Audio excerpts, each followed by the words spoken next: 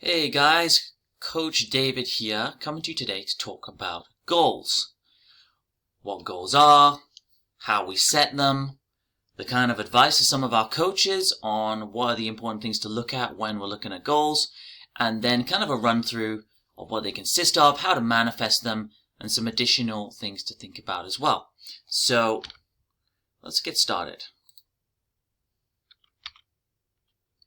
What we're going to look at today, as you said, we're going to be discussing goal setting strategy, finding out what your goals are and what motivates you, breaking down stages of successful manifestation of your goals, and we're going to look at completing a mock roadmap to success sheet. So what you want to do before you get started is I want you to get a piece of paper and I want you to write down what your goal is. Because obviously you're a current ProPrep client already, you're here for a reason. People don't sign up for nothing, so there's got to be a reason, either something you've gone through with myself, Andy, Steph, Natalie, or Rob already, or something that you have got in the back of your mind you want to achieve, but you maybe haven't said it out loud or written it down yet. I want you to write it down on a bit of paper, and that's kind of like your start point, okay? So, yeah, write it down, what those goals are, and how you are currently approaching and tackling them. Like, say, for example, I want to win a bodybuilding natural lightweight title, okay? That's the big goal. How am I approaching that? I'm being mindful with my diet. I'm ensuring my training is the correct consistency. Like, break it down backwards, because those are kind of midterm, and then it would be making sure I eat all the right foods, making sure I stay within my calorie limits. That's kind of like your day-to-day, making sure I get to the gym 5 times a week. Small things like that work really, really well. SMART. You can't see the T because of my floating head, but SMART goals. I'm sure all of you have heard about SMART goals before.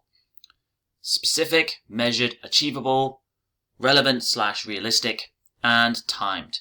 So when you're setting a goal, being smart is really important, and not just from the perspective of being smart in how you choose your goals, but actually being able to break it down into something that is actually usable when it comes time to quantify and specify things. So you need to know the who, what, where, why, and when. You need to have something that you can actually track and measure its success with. It needs to be challenging but not impossible. Me saying I want to be Prime Minister, pretty impossible unless it was like over the next 20 years. Relevant.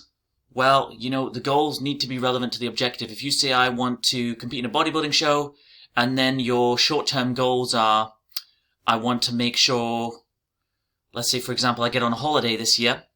Great goal, but not linked. So everything needs to be kind of synced together. The short, the medium, and the long term all needs to be synced together, and every aspect of your goal needs to be kind of channeling in the same direction. And then timed. When are you going to complete it by? Now, sometimes putting a date on these things can be quite scary because that makes it more real, and it opens you up to the possibility of failure. However, you just got to approach the possibility of failure the right way. Trying and failing is a learning experience.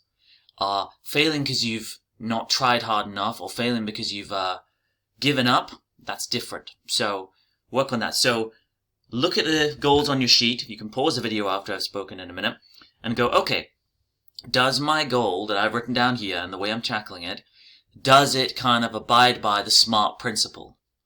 Is it specific? Competing, am I getting on stage? It's quite vague. What are you getting on stage to do? What category is it?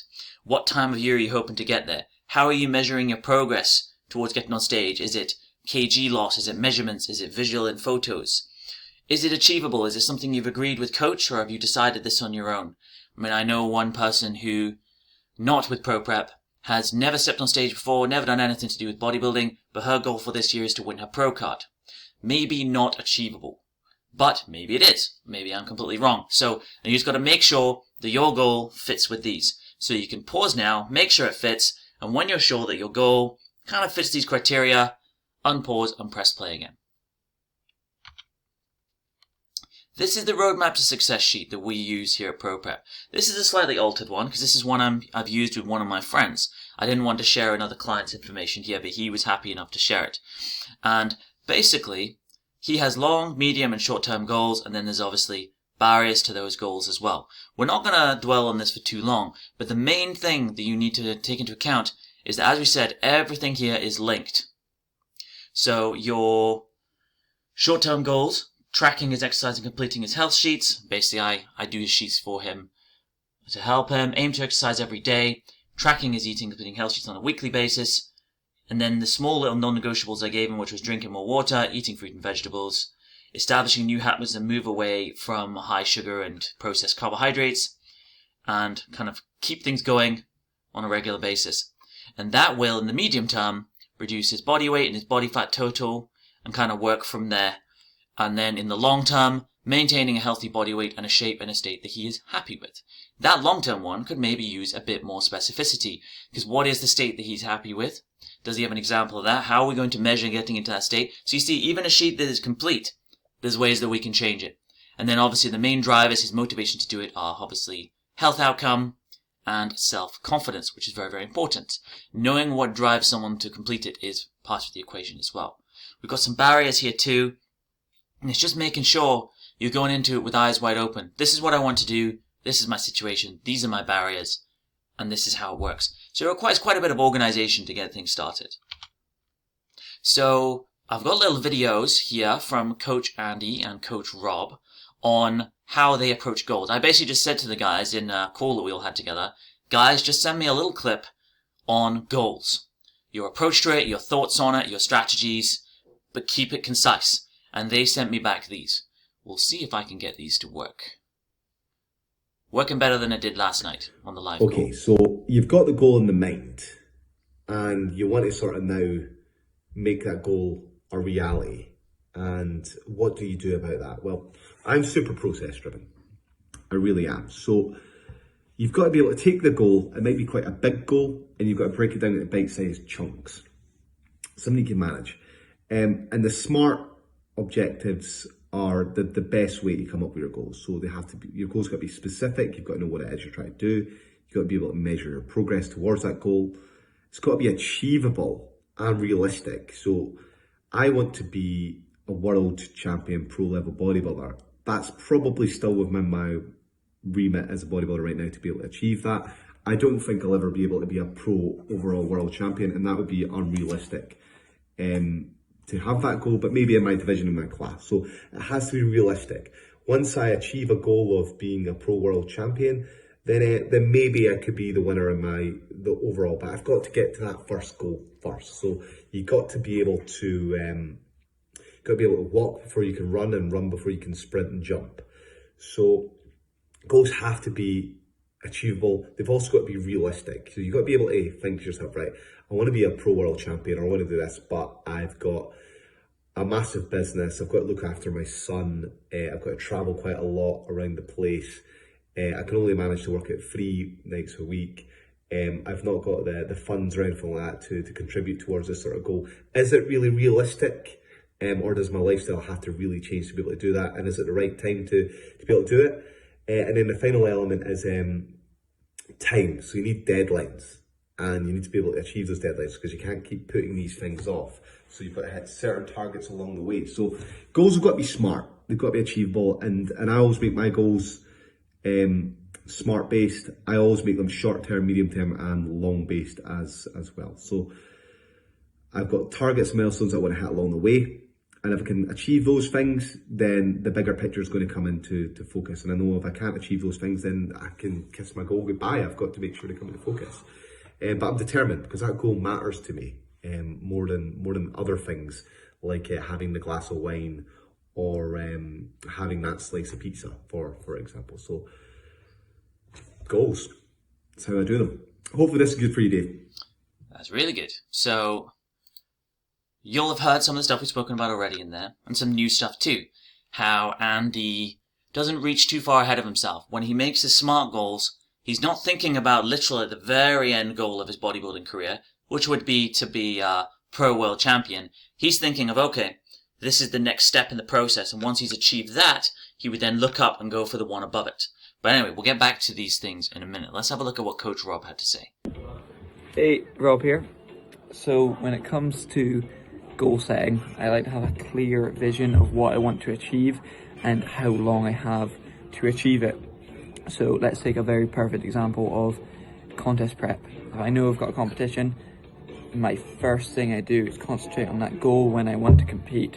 Have that end point to your goal. If it's a holiday, you've got that holiday date.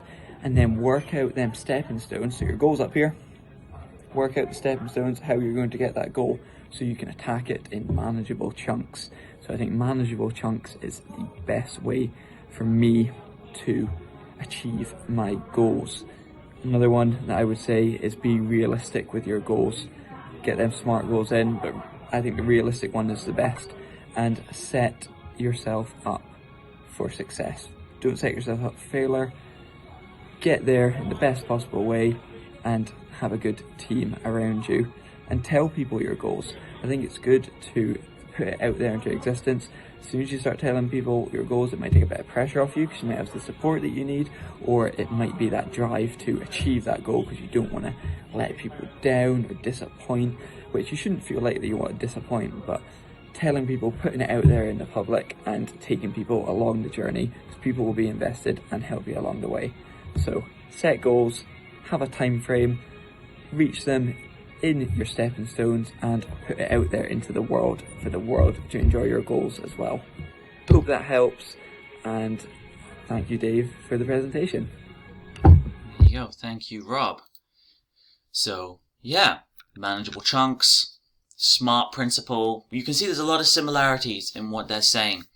It's about having an organized process. It's about knowing very clearly what you want to achieve before you start, and breaking down the steps in that process required to make it happen. Keeping it realistic, making it time-bound. I mean, you would almost think they both drink from the same Kool-Aid, you know, because it's a very similar mindset. And it's the right mindset you need to have when you're setting a goal. When you're organizing your journey, those are the kind of things you need to do. Now, based on what you've heard here, now would be a good opportunity. If you think there's anything you can add to your goal sheet based on what you've heard so far, pause, add it, and then press play.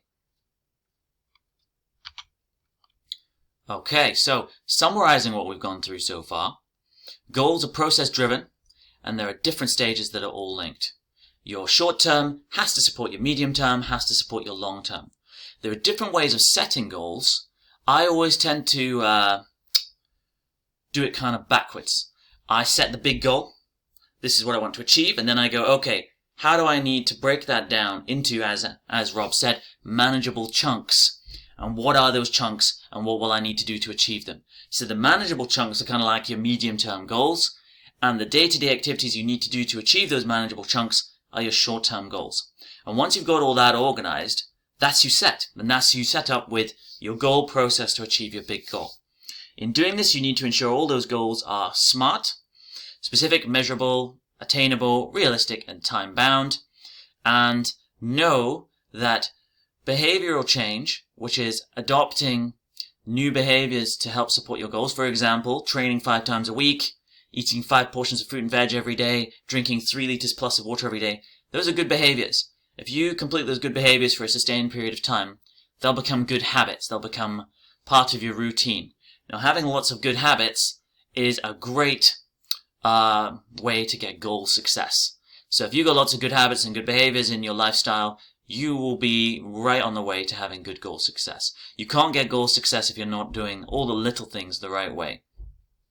And to do all of that, because that's a lot, you need to be pretty organized, both with yourself, with your time, and also with people around you as well, because a lot of times the upheaval of making a big transformation for a goal requires you to be slightly at odds with people around you, not in a argumentative way, but in a kind of a lifestyle and habitual way, and it's getting everybody on side. That's also very important too.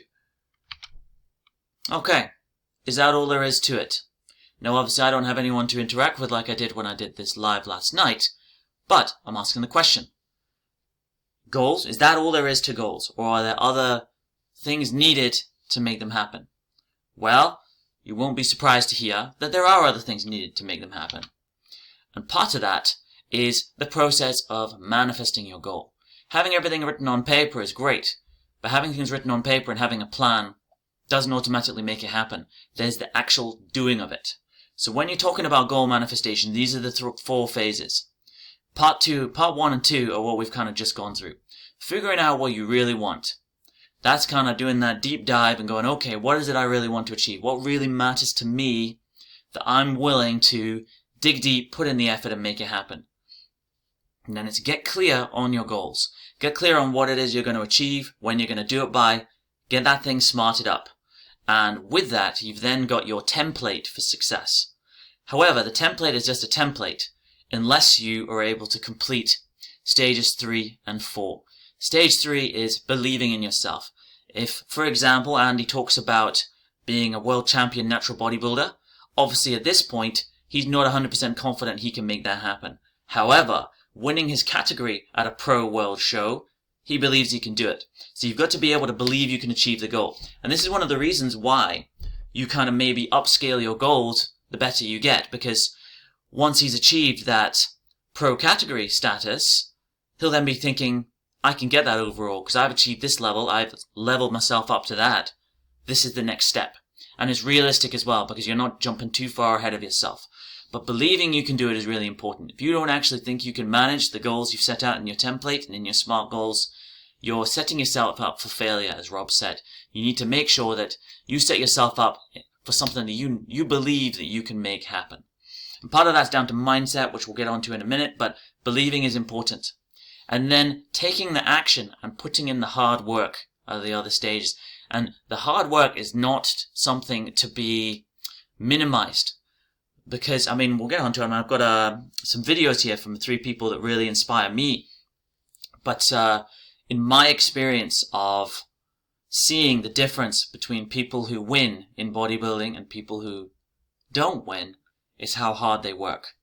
Because with the internet being what it is now, and with there being lots of good coaches out there now, the main difference between the winners and the participants are how hard they're willing to work. Yes, genetics and things like that play a part, but I've seen people with poor genetics beat people with great genetics because they were willing to put in the hard yards to make it happen. And I think it's not to be discounted. So I've got videos here from Michael Jordan, who you should all know, Wayne Gretzky, who is the greatest ice hockey player of all time. He's a Canadian guy. And then Nimzai Persia, who you might not have heard of. In 2019, he climbed all 14 of the highest peaks in the world within a 7-month period, which is a record. And his mindset being a Gurkha and then a member of the British Special Forces and then becoming obviously a world level climber. That all comes down to his mindset and his work ethic to make it happen. So we'll watch these videos and then you can have a think about how that aligns with your mindset and how you feel about things. Maybe it's my fault. Maybe I led you to believe it was easy when it wasn't. Maybe I made you think my highlights started at the free throw line and not in the gym. Maybe I made you think that every shot I took was a game winner. That my game was built on flash and not fire. Maybe it's my fault that you didn't see that failure gave me strength, that my pain was my motivation. Maybe I led you to believe that basketball was a God-given gift and not something I worked for every single day of my life. Maybe I destroyed the game. Or maybe you're just making excuses. So inspiring, Michael Jordan. Right, Wayne Gretzky. Well, I don't think there's any question, and it doesn't matter what you're trying to accomplish in life, whether you're just in school, whether you're in high school, college, whether you're a professional athlete or an athlete that's playing for fun, that repetition is everything. Practice is part of the makeup that makes great athletes. I don't think that there's any great athlete in the world that will sit here and tell you that they don't practice hard. And so for the success of any championship team, there has to be a commitment to, as a group, that you're going to be the hardest working group and the hardest working team to play against. Now, it sounds easy and it sounds simple, but as days go by and the year drags on, mentally becomes more and more tough. You have to have the right frame of mind. You have to be strong-willed, and you have to believe that the practice you're putting in and the time you're putting in is going to make you a better player and a better team the next day. Nobody thought of practice as, oh gosh, I got to practice today, I want to make the Hall of Fame. It was all about taking in the knowledge of what's going to make us more successful as a group, what's going to make our path to lifting the Stanley Cup the best path possible. And that was easy. That was through hard work and commitment. There's no shortcuts. There's no angles. You have to put in the time. Fortunately, we had good coaches, and luckily, we had a group of players that understood that us paying attention and us practicing was going to make us better each and every day. There you go. Starting to see some parallels between what they're saying, huh? Now, the Nimsdai Persia, finally. I climbed Everest, Lhotse and Makalu, this time in just under 48 hours. I climbed all the mountains of Pakistan in just 23 days. Everything what I have done so far, there is a love for that job. When I was a kid, I just wanted to be a Gurkha. I really wanted to be part of that group. 2 o'clock, run like, depending upon the time, 25k or 30k. And I'll be just like around just before like 6 or 6:30, just pretending that I'm sleeping. And now going into special forces as well. During my time, 32,000 people applied for it, and only 230 make it. Hard work is required, Everything in life doesn't just happen. Success doesn't just come, You got to put, your time, effort, hard work, dedication, by not, enduring that pain, not taking that pain and just like reaching out, not knowing and having that, mindful that pain is temporary. You just have to supersede that. You got to know that it's not gonna last forever. But what will last forever is your failure. If you have a purpose in life, and if that's something that you love doing that as well, then you'll be successful. You need to have purpose in order to do bigger mission. You can't just do it for the sake of doing it. There you go. Now, when I looked up these videos, I looked up Michael Jordan and Success, on Success and Goals. Wayne Gretzky on Success and Goals. I just watched his masterclass, actually. That's what that video is from. And Nimsdai Persia on Goals and Success. I didn't look up on hard work. Hard work is just a theme that is central to all three of their successes. For them, you can have the best coaches, you can have the best plan, you can have the best goals, but you won't actually manifest that unless you are willing to put in the hard yards. And as was very accurately pointed out last night by Alex, it's not always about just putting your head down and grinding. It's about being smart about how you work as well. Working smarter as well as harder. Working hard on the right things rather than just throwing yourself at the obstacle. So having the right plan is very, very important, but also being willing to make that the central pillar of your life. Shaping your life around your goals and making everything you do and everything you can control a reflection of what you want to achieve. Very, very important. And obviously these guys were incredibly successful in their field. And while they had great success, they also weren't afraid to try and weren't afraid to fail. They just didn't let the failures they had define them. They used them as learning experiences to go on and become even better. Now, just as a final piece here, I've got a little graph on what's called the sphere of control and the sphere of influence. You may have heard this before, and I speak about this with clients all the time, because there are things in your life that you can control, and there are things in your life that you can influence. And a lot of it comes down to stress and mental health, because don't stress about the things you can't change. Stress about the things you can change. That's probably something that people who know me will have heard me say before. Now, this is kind of a breakdown. There's a purpose for having this in. This is kind of a breakdown of things that are within your control, things that are within your influence, and things that are in your sphere of concern, but you have no influence or control over at all. Now, when you're looking to achieve a big goal, you've got the right plan. You've got everything laid out with your SMART goals. You believe that you can manage it. You've got your belief there. You're ready to work hard. Now, this can sometimes sabotage you, Because in here, you're all set up ready to go. You're thinking about the goal, you got it right. Your actions and behavior reflect what you want to do. You're getting the training and everything. You're reacting well to challenges and adversity. You're making the right decisions and choices. You have the right mindset for it. And you got a good work ethic. Now, these sphere of control areas can be influenced. Not just like you could influence other people can influence you. So if you see other people doing different types of training, that can change your training. If other people say, oh, you can't do that, that can affect your belief and your work ethic. You can see other people on social media and think, crap, I'm never going to look like that. Comparison being the thief of joy sometimes. I'm never going to be able to achieve that. Look at what they're doing. So it's about very importantly, again, we could do a whole video on not comparing yourself to others and the race is you against you, which is super important. But the central theme of why we've got it here is you've got to kind of stay in your inner bubble and let your plan and let your mindset and let your work ethic stay within this bubble, and don't let what's going on around you, don't let the outside influences change your track and change your path, because it can be very easy to let that happen. And once you start focusing on obstacles and barriers, you get drawn into them and it becomes really problematic. And that leads into this little video here on perception. The human brain cannot comprehend the negative. It is incapable. Yes, it's true. I'll give you an example. You ready? Don't think of an elephant. You gets to a point. You can't tell the human brain not to do something. Skiers know this.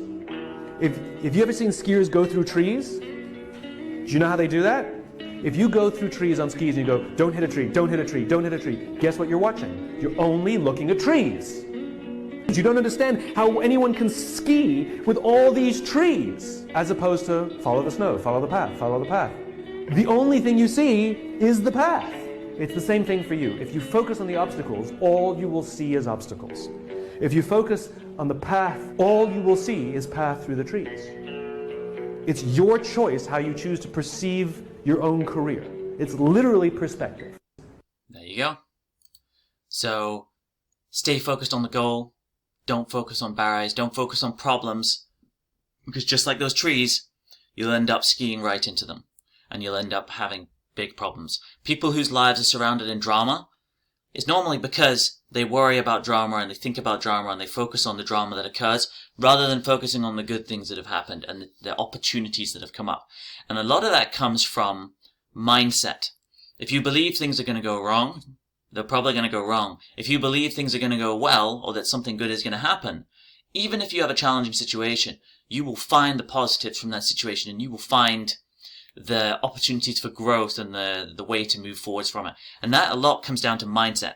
Now this is another one, as we say, that you could do an entire video on, but this is just a little video just to finish on mindset that is, I found quite interesting. There are two types of mindset we can cultivate.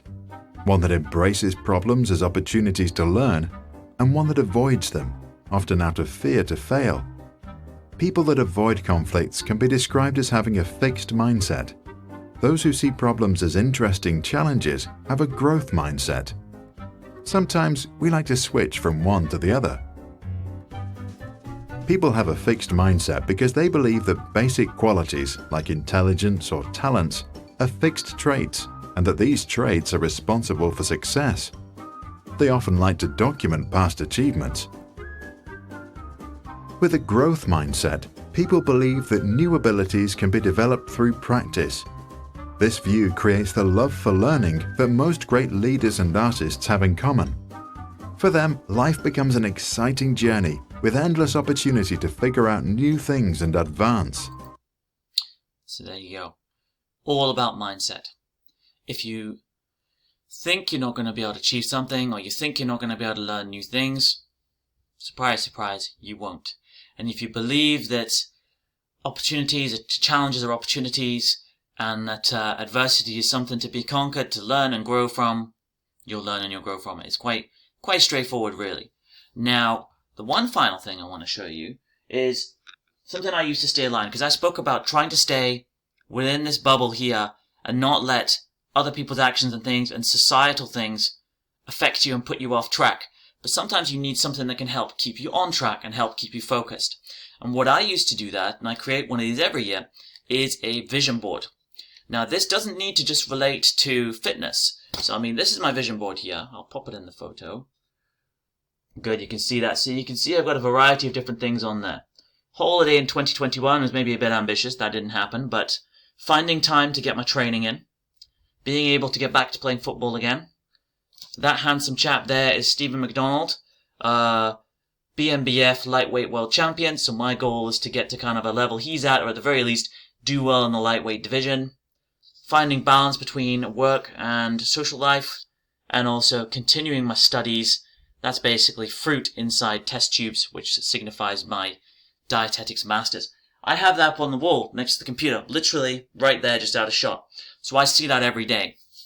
And by looking at it, it's a reminder of the things that I've chosen as being important to me and the things I've aligned myself with as far as long-term goals are concerned. And it helps keep me centered and focused on what I need to do. And as far as my tuppence worth, on top of obviously what we've gone through here on goals and goal manifestation is concerned, obviously you've heard from Rob, you've heard from Andy, you've heard from 3 of the most amazing, inspiring athletes in the world. Well, now you're going to hear from little old me. On top of what you've heard here, my kind of like top things would the 2 things you really need on top of all this to be successful are, first of all, you need to be consistent. You know, working hard is great. Having a great plan is great. But if you can't maintain that over a long period of time, you're not going to be successful. You need to be consistent and you need to kind of do it for a long period of time. And the other one is you just need to be patient, because big success doesn't happen overnight. I think patient and kind to yourself doesn't happen overnight. It takes time to build a championship winning body. It takes time to be a really fast 10K runner. It takes time to, you know, achieve anything that really matters. But if you work hard, as we said here, if you believe in yourself, if you're consistent for a long period of time and you're patient, it can happen. It can be you. There is no reason why it can't be you. And yeah, obviously you're all watching this because you've chosen to work with ProPrep. So you've got a coach as well who is on your side. They're backing you up 100%, and just, yeah, use us to help you, and we'll get you to your goals. Anyway, I hope you've enjoyed this. Drop me a message to let me know your feedback on it, and yeah, good luck achieving those goals.